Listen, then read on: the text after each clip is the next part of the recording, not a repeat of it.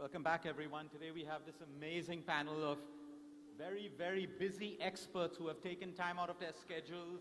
Some of them we have Professor who's traveled in from Boston. We have doctors who have traveled in from Bombay to share the next 25 to 30 minutes with something that will help us to reimagine the way medicine, lifestyle, and nutrition now starts to work. We have a health crisis in our country right now. Is medicine treating just the symptoms, and is lifestyle fueling disease? Is our medical system fragmented? And if it is, how do we integrate it together to bring the best experts together to move from a model of illness to wellness, to have prevention before prescriptions? Before I sit today, I want us to understand that we're living in a country where we have expert doctors, we have nutritionists, we have personal trainers, we have nutrition, we have alternative medicine, but yet we're the diabetic capital of the world. Yet we have people dying from cardiovascular events when they shouldn't have. And we have cancer that's sprouting all over the country rapidly. What's going wrong? What is the problem? Is it that the medicine is not good enough? That's not true. Or is it that we're not treating lifestyle disorders? Today we have an amazing panel. I want to start off by introducing Professor Shilpa. Thank you for coming in all the way from Boston. Assistant Professor of Medicine and Nutrition, Harvard Medical School. We have Dr. Shashank Joshi, Padma Shri Awardee Consultant Endocrinologist at Leelavati Hospital and HN Reliance Hospital. We have Dr. Manveer, thank you so much for being here, Senior Neurologist and Sleep Specialist, Director of Neurology Sleep Center, New Delhi. And we have Dr. Garvit, Associate Director of Breast Surgical Oncology at Nanavati Max Institute Cancer Care. As you can see, we have a very diverse panel that looks at metabolic disorders and lifestyle diseases. And today, we're here to get into their brains and understand how we can we have a lot of medical students out here. You're here at the right time to mold your brains in a particular way that is now going to be the future of medicine. Professor Shilpa, I'll start off with you. For decades, we focused on calories, nutrients, but today we're seeing rising metabolic disease everywhere. Is it the problem of food, or is it modern lifestyles? And have we disconnected from the whole ecosystem of lifestyle and healthcare? Thanks, Luke. It's an honor to be here. For very long, nutrition is very complex. So we've often taken a very reductionist approach. So looking at calories, from carbs, from fat, and we've actually moved away from that. We're looking at foods, and now we're looking at overall diet patterns because nobody eats a single nutrient or a single food. We eat an overall diet. And so research has really focused on looking at these dietary patterns and how they are associated with chronic disease risk. And again, food doesn't exist in a vacuum, right? So what's available to us is shaped very much by structural determinants of health. It's something that we talk quite a bit in the public health space. So, along with food, your lifestyle, how much are you moving around? What does your food environment look like, right? If you want to change diet, but the environment is backed against you, you are losing a battle, right? There's no way you can compete with, the big food giants that are pushing, marketing these ultra-processed foods on us. So I think we need to take a more systems-level approach to NCD prevention, and absolutely diet is very central to that. And of course, lifestyle, sleep. When we're in a better mood, we tend to eat healthier as well. So I think it's time for us to move away from a simple calories in, calories out, carb counting, to looking at what does my plate look like? Is it filled up with the foods that are protective? What does my overall dietary pattern look like? Absolutely. Thank you so much for that. And we also want to use the NXT platform, which is a platform for brainstorming new ideas. You mentioned a beautiful word, ecosystem. While we need an ecosystem, As a country, we also need cleaner air, cleaner water, and we need to break this cycle of adulteration of food, which is also affecting our health in a big way. And because we have so many powerful minds at this session, we're hoping that these problems will eventually be solved for our country and our people. Dr. Shashank, such a pleasure to have you here. India is called the diabetic capital of the world. I know you hear this all the time. Is it purely genetic, or are we witnessing the consequences of rapidly changing lifestyles and food habits? So, Luke, thank you for having me here, and congratulations to you and Kartika Sharma ji for this wonderful conclave. Unfortunately, we are the world's capital of diabetes, but we want to be the diabetes care and the prevention capital of the world. And you asked a very pertinent question, do we blame it all to our genes? Probably the genes load the gun, but the lifestyle pulls the trigger. So if your father or mother both have diabetes, your likelihood of getting diabetes is 90%. If one parent, it's 70%. One relative, it's 40%. But you can prevent it by appropriate lifestyle. And we are having the perfect storm. Because as we become affluent, and I call this affluenza, not the influenza, because we are in the NCD explosion, clearly as we become affluent, we become sedentary and we become physically inactive.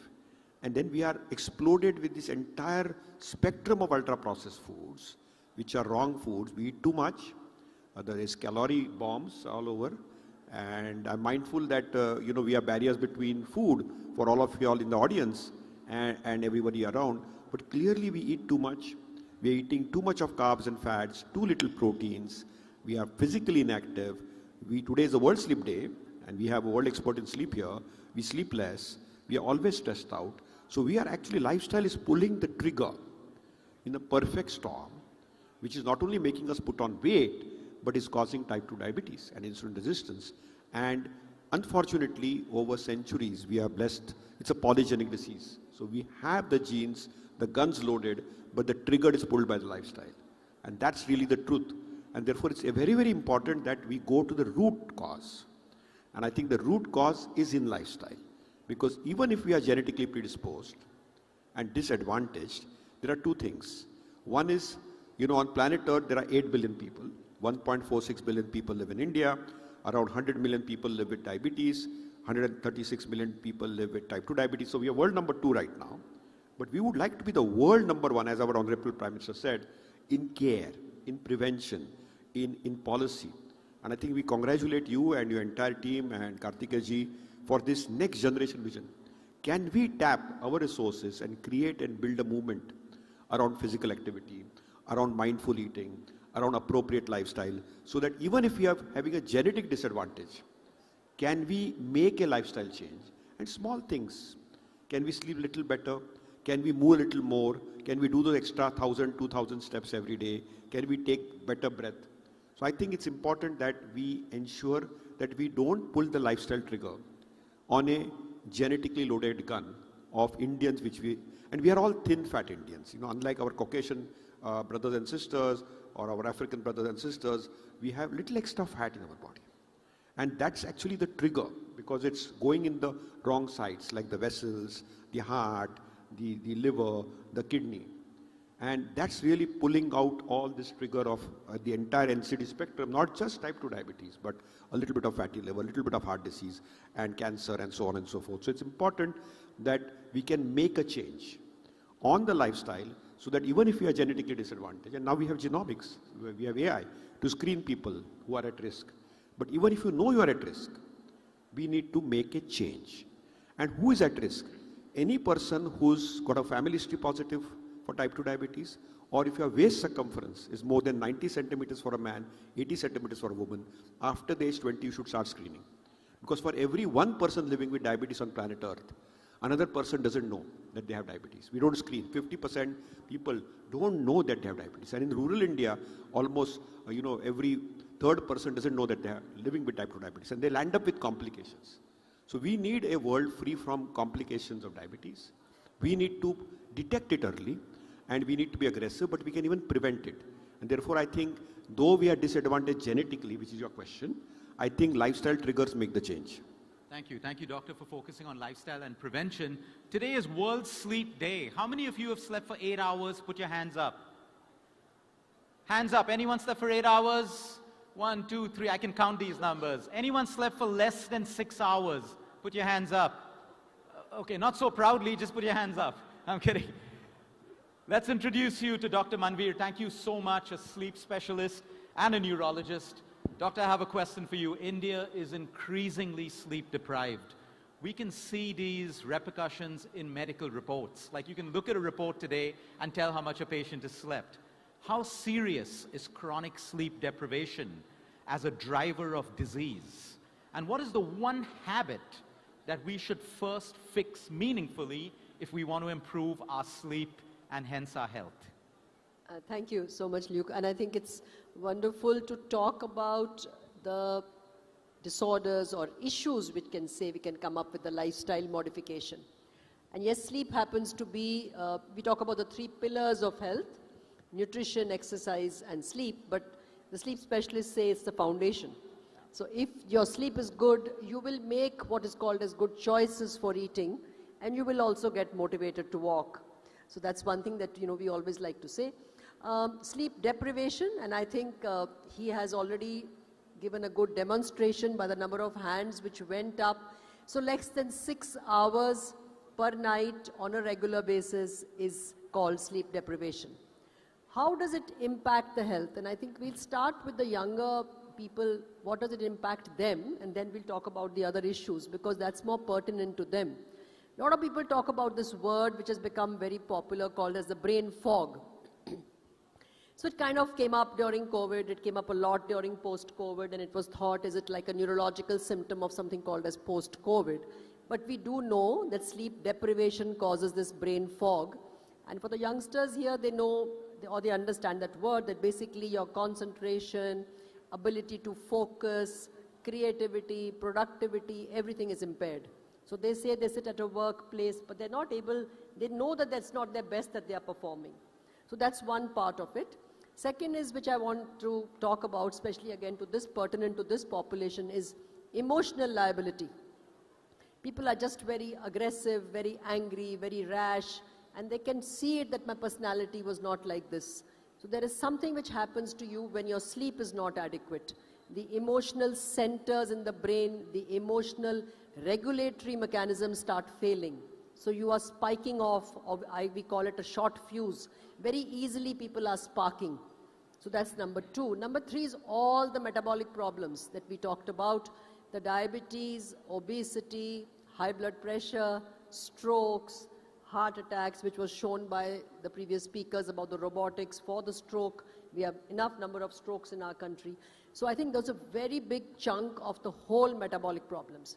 I'll just talk a little bit more about the relationship with weight.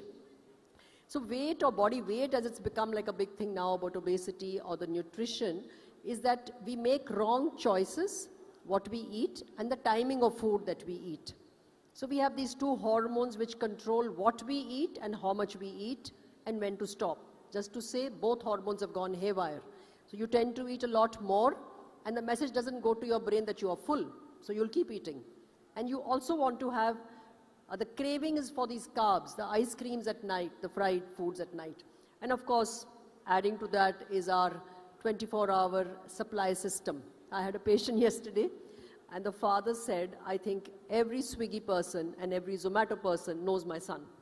And the son was 120 kg, 35 years old. So I think that's the kind of issues that we are sitting with this sleep deprivation. Thank you so much, Doctor. Dr. Garvit, cancer is often seen as something random or genetic, but increasingly we hear about lifestyle, inflammation, and environment. How much of cancer risk is actually influenced by how we live? So to put it very easy is that there's only 10% of breast cancer that we are seeing today is genetic. In India, maybe it's a little higher than 10% and it's about 15%. But rest of the breast cancer that we are seeing in India is technically a lifestyle disorder.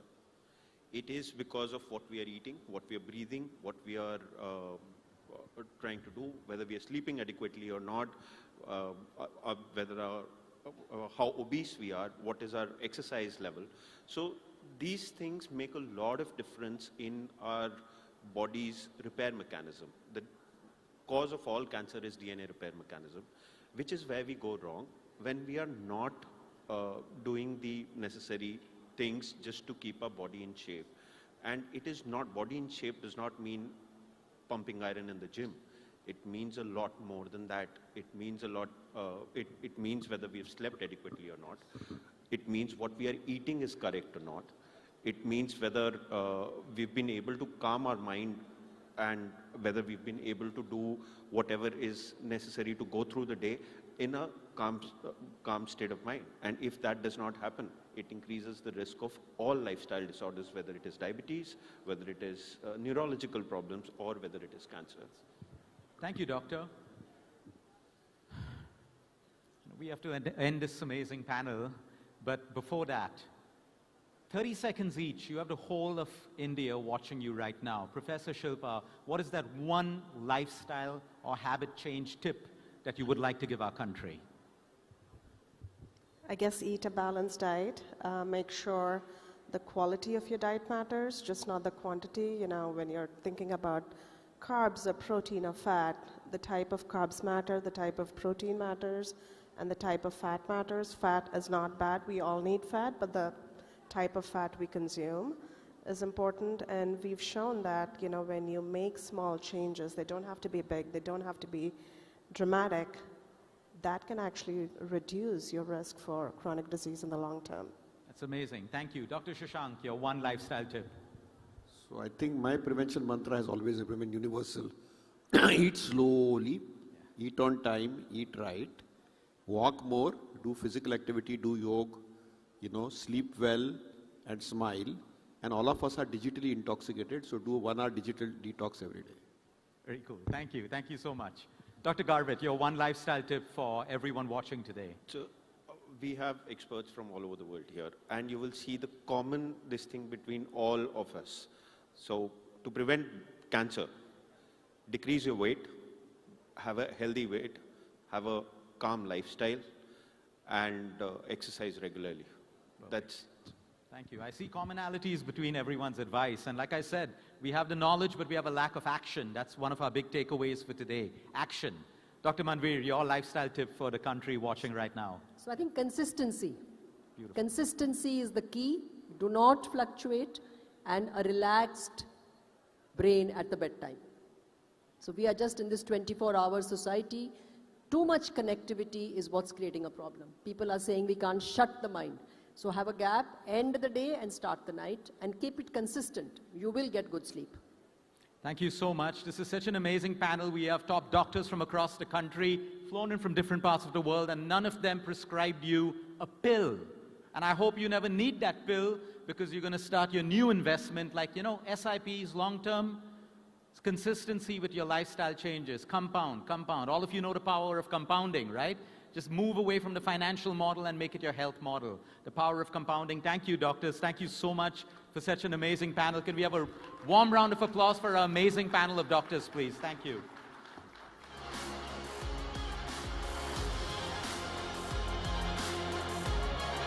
Well, that was a very interesting and inspiring session, wasn't it?